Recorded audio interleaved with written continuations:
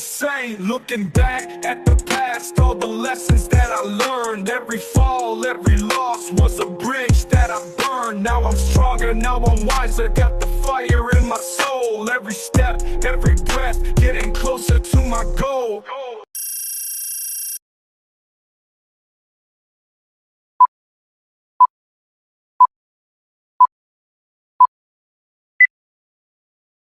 Halo semuanya, tahu nggak sih apa fondasi terkuat dari perekonomian negara kita?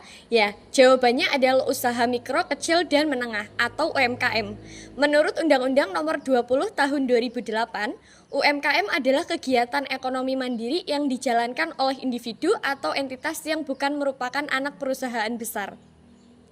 Di tengah persaingan bisnis kuliner yang makin ketat saat ini, manajemen keuangan yang baik adalah kunci utama keberlangsungan usaha.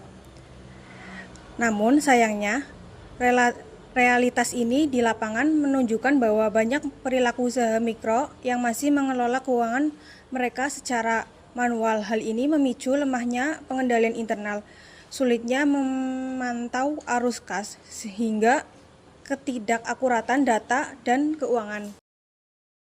Oleh karena itu, kami dari kelompok 2 Program Studi Akuntansi Universitas Perwira Purbalingga hadir mengupas tuntas sebuah kasus nyata. Kami akan menganalisis dan merancang sistem informasi akuntansi yang adaptif dan solutif pada salah satu UMKM kuliner populer di Kabupaten Purbalingga, yaitu Ketoprak Mas B atau Laris Budaya. Sebelum masuk ke ranah akuntansi, mari kita kenali dulu profil dari Ketoprak Laris Budaya Mas B. Usaha kuliner tradisional ini berlokasi strategis di kawasan Gor Guntur Darjono, Purbalingga, Jawa Tengah. Dirintis pertama kali pada tahun 2012 oleh Mas Ihab. Usaha ini bermula dari konsep sederhana menggunakan gerobak kaki 5 untuk memenuhi kebutuhan hidup. Berkat cita rasa bumbu kacang racikan sendiri yang khas, porsi mengenyangkan dan harga yang sangat bersahabat, yaitu cuma Rp12.000 per porsi, usaha ini sukses memikat hati masyarakat setempat. Ketika Mas Ihab melanjutkan pendidikannya, tongkat estafet pengeluaran usaha ini dialihkan kepada sang kakak. Meskipun terjadi pergantian pengelola, kualitas rasa tetap terjaga dengan stabil. Bahkan saat ini Ketoprak Mas B sudah memiliki 1 orang karyawan dan bersiap untuk membuka cabang baru. Karena skala usahanya yang masih mikro, struktur organisasi Ketoprak Mas B tergolong sangat sederhana, yang hanya terdiri dari pemilik atau pengelola dan dibantu oleh 1 orang karyawan. Pemilik bertanggung jawab penuh atas manajemen keuangan, pembelian bahan baku, penentuan harga, dan pengawasan operasional harian. Sementara itu, karyawan bertugas membantu persiapan bahan, proses produksi penyajian, melayani pelanggan, serta menjaga kebersihan. Lalu, bagaimana proses bisnis utamanya pada sehari-hari?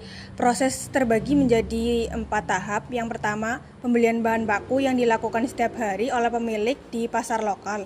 Kedua, persiapan dan produksi, yaitu meracik bahan baku segar sesaat setelah pelanggan memesan. Ketiga, penjualan yang dilakukan lewat 2 jalur, yaitu offline di gerobak dan online bermitra dengan GrabFood. Dan keempat, pengelolaan kas atau pencatatan uang masuk dan keluar. Melalui wawancara dan observasi mendalam yang kami lakukan, secara operasional penjualan sebenarnya tidak ada kendala internal yang berarti. Namun, dibedah dari kacamata sistem akuntansi, Ketoprak Mas B menghadapi beberapa sistem potensial yang cukup krusial. Pertama, pencatatan keuangan masih manual, pemilik mencatat omset di buku tulis biasa, belum ada pemisahan uang pribadi dan belum ada laporan laba rugi yang akurat. Kedua, kerentanan harga bahan baku, pembelian bahan dilakukan harian tanpa adanya kontrak formal atau MUO dengan pemasok sehingga margin keuntungan rentan tergerus fluktuasi harga pasar. Masalah ketiga terletak pada manajemen SDM yang belum formal. Sistem penggajian 1 karyawan yang merupakan teman pemilik sendiri berkisar di bawah Rp2 juta per bulan tanpa kontrak formal. Hal ini beresiko menimbulkan ketidakstabilan tenaga kerja saat bisnis semakin ramai. Dan keempat, ketergantungan faktor eksternal. Karena berjualan di fasilitas publik pinggir jalan GOR, usaha ini sangat bergantung pada regulasi zonasi dagang dan kebijakan ketertiban dari pemerintah daerah. Untuk menjawab permasalahan tersebut, kami merumuskan analisis kebutuhan dan rancangan sistem informasi akuntansi atau SIA berbasis digital yang ringan, praktis serta ramah bagi usaha mikro. Kami merekomendasikan 4 alternatif instrumen SIA yang adaptif. Ada aplikasi kasir untuk mencatat penjualan digital dan memisahkan pesanan tunai versus GrabFood atau aplikasi berbuku kas atau Fastcard untuk melihat keuntungan bersih secara real time. Ada Kas Mini sebagai opsi kasir portable, aplikasi ini gratis, serta Google Sheet dengan template UMKM sebagai opsi pembukuan berbasis cloud yang sangat fleksibel. Selain sistem aplikasi, kamu juga merancang dokumen transaksi yang terstandarisasi, mulai dari nota penjualan otomatis, form pembelian bahan baku, hingga kartu stok persediaan seperti pelacakan pemakaian kacang giling. Hebatnya lagi, sistem baru ini tuh dirancang untuk menghasilkan laporan laba rugi otomatis. Sebagai contoh, jika omset harian sebesar Rp420.000 dikurangi HPP Rp174.000 dan beban usaha Rp90.000, pemilik langsung bisa melihat informasi laba bersih sebesar 100 lebih dari Rp150.000 secara instan dan akurat. Sistem yang canggih tidak akan berjalan optimal tanpa adanya komitmen pengendalian internal. Untuk memitigasi resiko, kami mengusulkan 6 pilar pengendalian internal. Pertama, penerapan perencanaan digital secara real time. Kedua, pemisahan kas usaha dan pribadi melalui pembuatan rekening bank khusus bisnis.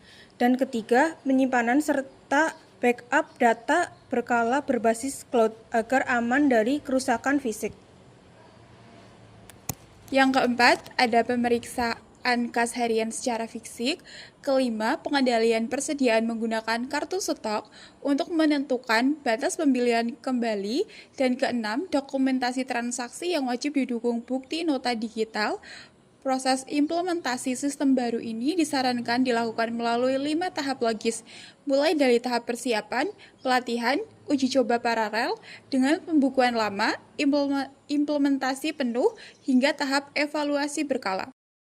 Kesimpulannya, modernisasi sistem operasional Ketoprak Laris Budoyo Mas B dari sistem manual kertas ke sistem akuntansi digital bukan lagi sekedar pilihan, melainkan sebuah kebutuhan strategis.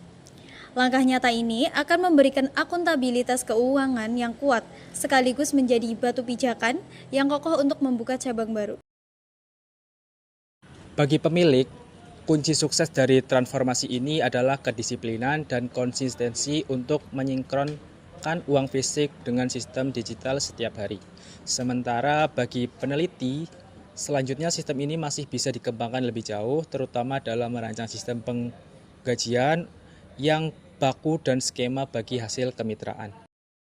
Kami mengucapkan terima kasih sebesar-besarnya kepada Ibu Karunia Zuraidaning Tias, MAK, selaku dosen pengampu mata kuliah Sistem Informasi Akuntansi, serta seluruh pihak yang telah membantu. Semoga analisis dan rancangan dari kelompok kami dapat memberikan manfaat nyata bagi perkembangan UMKM di Indonesia. Jangan takut melangkah ke era digital. Terima kasih.